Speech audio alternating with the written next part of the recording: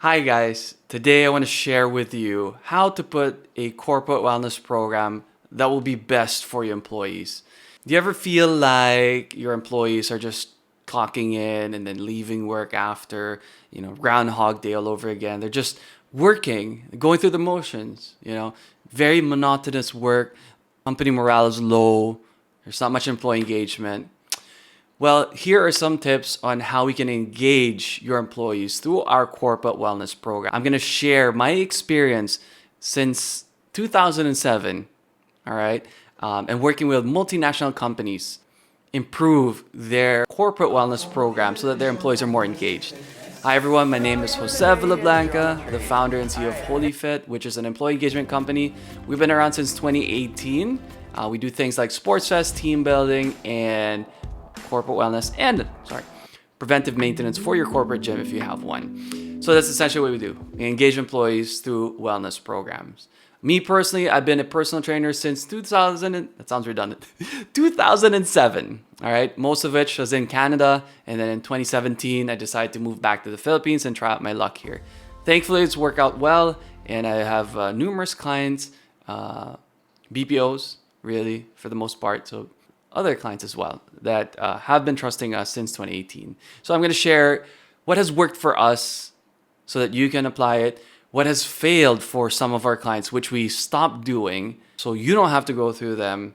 And the very least is I just want to be here to help you, guide you through your corporate wellness program. Whew, that's a mouthful. So let's go for the first tip I have is not gamifying wellness. So you want to make sure that you gamify it because even for me, I first started out enjoying exercising and then after a few years, it got boring. It got repetitive, right? We like to have novelty in our lives as human beings, right? We want challenges. We want something new. We easily get bored. Let's be honest, right? So how can you gamify fitness to keep their interest going, to keep them engaged with your employee engagement program? Sounds redundant, right? Crazy. So the first thing is always have themes for the month. For example, it could be, nutrition month, right? So you could have a theme of, the employee with the most detailed food journal will win a GC towards, for example, this healthy restaurant that serves a lot of salads or, anything healthy really, smoothies, stuff like that. All right, that's one way of doing it. Another would be, this month, the person with the, it could be like they're getting ready for a fun run. The person with the most improved in terms of percentage, let's be fair, right? A percentage is much better because some employees might be healthier or fitter than others. So we don't want to alienate the less fitter people that actually need to get fitter, right? So percentage, anyway, I don't want to go too deep to that. Let's just say, for example, the person with the best increase in terms of percentage will win a GC towards, an apparel store like Nike, Reebok, Adidas, whatever it may be, right? Maybe they could sponsor our HoliFit shirts, right? Sorry about that. I like to crack a few jokes here and there just to break the ice. Another would be, International Women's Day. What can we do for the women out there in our workforce, right? But at the same time, obviously not alienate the men or the LGBTQ community. So we would have something for them as well. For Father's Day, right? Diversity Day, diversity, inclusion, equality, DEI, diversity, equality, inclusion. There you go.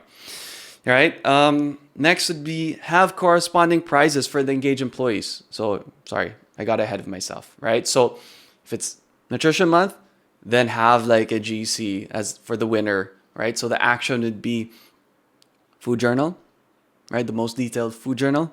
And the reward, the corresponding reward will be a GC to a healthy restaurant. Same thing. If it's International Women's Day, maybe, what they could win is, GC towards, something that would empower women, right? The third is, and this is a big thing, loss aversion is real. So what does loss aversion mean? Well, that means it hurts more to lose, say, for example, $20 than it is to win $20. Again, it hurts more to lose $20 than it feels good to win $20. That's loss aversion. So one thing what we would do is maybe put a program together. all right, for the employee. Everyone's a winner to start. At the start of this month, let's say, everyone wins, $100 gift certificate to Jamba Juice, say for example. But everyone has to follow the exercise program, just go to the workouts or, follow the food journal or just write down in their food journal, right? Stuff like that, whatever the mechanics are. At the end of the month, whoever has followed it through still has that GC. But whoever hasn't followed the program loses their GC. So, which has actually shown that it hurts more to lose money, all right, than it is to say at the end of the program, you can just say, by the way, at the end, if you follow this program, you win $100 GC to Jamba Juice, right? It's not the same. Give them the reward at the beginning and they can lose it versus the reward at the end that they could potentially win, right? Loss aversion. I hope that makes sense. If not, book a consult with us and we'll help you put a program together. I mean, at the very least, we can do a consultation and help you guys out. Depending, it doesn't matter and it doesn't matter what budget you have. Definitely work together because actually, I'm going to definitely sell right now. There's a study that shows that for every dollar you spend on your employees, you actually gain back $6. Because there's less absences, they're more engaged, they're more loyal. Next tip is that assuming that everyone will actually enjoy it. Let's be honest, right? It's not really fun exercising. It's kind of fun drinking. It's kind of fun eating junk food. It's kind of fun not exercising and just lounging, right? Binging on, doom scrolling, binging on Netflix, whatever it is, right? It's kind of fun. So let's not expect that, you provide great coaches, great classes, great workshops, a great support system, that everyone will enjoy it, right? So how do you make sure that maybe they'll enjoy it? Well, obviously, do a survey, right? And after you do a survey, find out what's most requested. And then next would be diversifying the coaches. As previously mentioned in I think it was the first example, don't have the same Zumba instructor. Make sure you have different Zumba instructor, a male, a female, younger and older, right? Someone that, other people can relate to as well. And then the next, if you don't know how to put that survey, email us and we'll send you the survey so that you can ask your employees yourself and we can show you what has best worked. The next tip here is not tying up the fitness classes with wellness workshops that will actually make them viscerally comprehend and not just mentally understand the purpose of each class and overall program. So people might think, they might have preconceptions, judgments about certain classes. But if we actually tell them the science, we actually motivate them. That's what personal trainers are, essentially. We motivate our clients, right? If you don't have these workshops or show them why it's important, not just mentally, but viscerally, emotionally, then they might not see the purpose in all of these things, right? If you just tell them to show up to the class, hey, we have Zumba. If you want to join, come through. Not enough, right? We want to pre-frame them. We want to educate them. We want to get them excited through workshops. So that's a big thing for us that has worked actually for our clients. Next thing is not having KPIs. It's ridiculous. A lot of companies, they have KPIs so that they could be a good coach to their subordinates, or the subordinates can, see that they need more coaching from their boss, right? That's what KPIs are. They want to see how far they are month to date, right? If they're reaching their quarterly targets, if they need more support. So why don't you have that for your fitness program, guys? Right? You need KPIs. You need initial assessments for everyone.